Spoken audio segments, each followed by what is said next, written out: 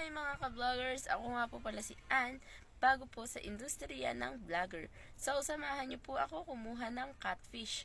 Catfish po sa loob ng Imbornal. Doon po namin kinukuha yung mga hito. Ngayon po, hindi po ito yung Imbornal ha. Take note po, hindi po ito yung Imbornal na nilalabasan ng mga poops or mga dumi. Ha? Ito po yung Imbornal po na nilalabasan po ng mga tubig pang dilig sa mga palayan. Yung pinapatubig po sa mga palayan.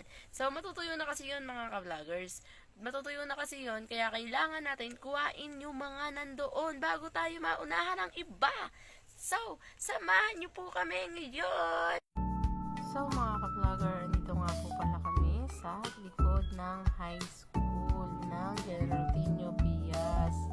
Nueva Ecija. So, andito po kami nangunguha ng mga pagkain ng mga aming mga alagang kambing. So, may nakita po kami Imbornal dito na maliit. Yan po ay diretso sa palayan. Tubigan po yan. Nakakonekta po yan sa mga sapa. So, kaya po malinis po yan ang Imbornal na yan. Kaya, no worries po tayo dyan, mga ka-vloggers. So, gagamitin po natin dyan yung takip ng electric fan para mag-ano yung mga putik mahawi yung mga putik natin dyan mga ka-vlogger. So, pag nahawi natin dyan, makikita natin dyan yung mga hito nakalubog sa putik mga ka-vlogger. Marami po yung nakuha namin dyan mga ka-vlogger.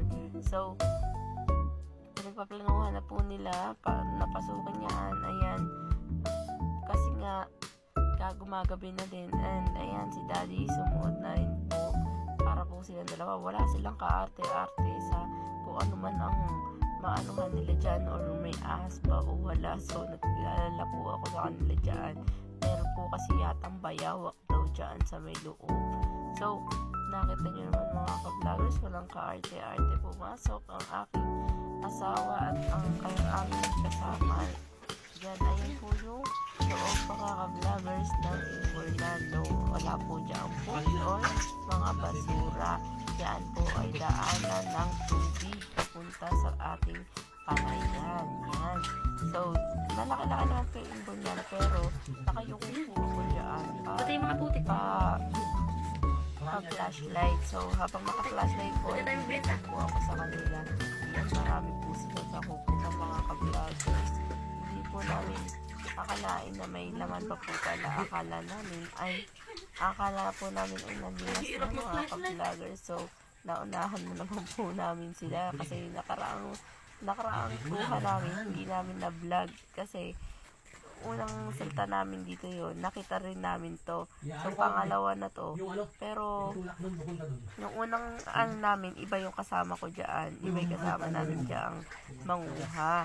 So, eto si Anthony, siya yung pangalawa na namin nakasama dyan para kumuha dyan. Parang siya yung pambara para mausog yung yung mga putik yung pumunta doon. Laan yan, nilusutan yan mga ka-vloggers doon sa kalsada mga ka-vloggers. Kaya hindi naman po nakakatakot dito. Marami yun po ditong mga naaaring makuha, bulig or hito. Tapos ang tawag dito, mga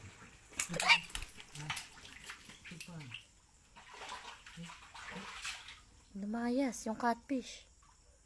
Lumayas.